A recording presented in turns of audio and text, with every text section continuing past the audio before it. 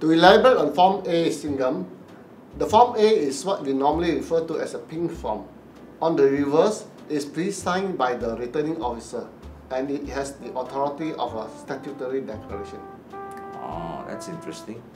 This is something the Wakil Calon need to be aware of so that you do not have to run around looking for a commissioner of oaths. But the challenge is, the returning officer oftentimes do not supply the Wakil Calon with enough forms. So there's a desperate scramble like what happened in Sarawak during the last 2011 elections. They didn't supply enough forms to the Wakil Calon.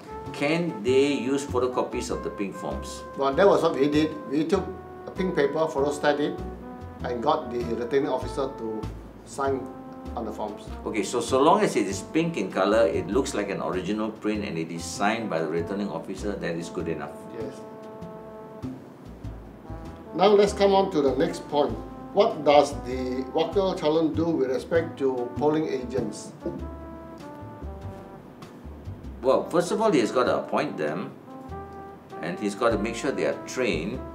This time around though, there's a big difference because of the training programs that Tindak Malaysia initiated, which many of the parties adopted, some of them with their own format, but nevertheless the training of polling and counting agents began a lot earlier than has been in previous election campaigns. Previously, agents were trained at the last minute and many of them did not know the rules and were very vague about some of the things that they need to manage. This time around, I'm glad to say they're very much better prepared.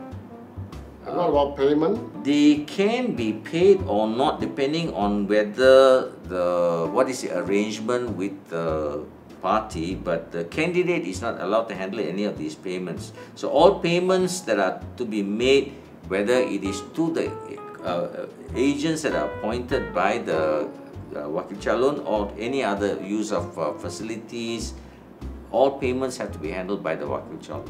Well, there is a problem that I can see here. Sometimes the candidate will appoint his wife to be the Wakil Calon.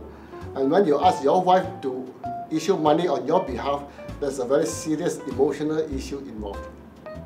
Yes, so these are the things that the candidates have to look after. If they think that there are going to be these emotional issues, they should look for somebody other than a member of the family to do the job of Wakil Calon. In fact, the best person would be somebody who is a professional, perhaps somebody who's a legal professional who understands the law, an accountant who understands the management of accounts. Any of these people who've got a professional background would be ideal Wakil Calon. And this is a very dangerous activity because Calon can be disqualified if he spend beyond the statutory limit. Yes. What is that, Singham? The statutory limit for this is total expenses. Yes. If you're an MP, you're allowed to spend up to 200,000 ringgit. If you are Adun, you're allowed to spend up to 100,000 ringgit. But the thing is, whether this is spending by the candidate or spending by the party, there's a blurred line. Very often, expenses are done by the party on behalf of the candidate, and the candidate is allowed to go free because it is not candidate. Is this healthy? It's not healthy. This is something that needs to be addressed in the future. And does he need to declare his expenses? What form does he use? Form B? There's a Form B that he uses to declare his expenses, and this was actually supposed to be submitted within 14 days after publication of the election result. If he fails to do so, then action can be taken against him. Whether these are audited or just simply collected and kept is unknown.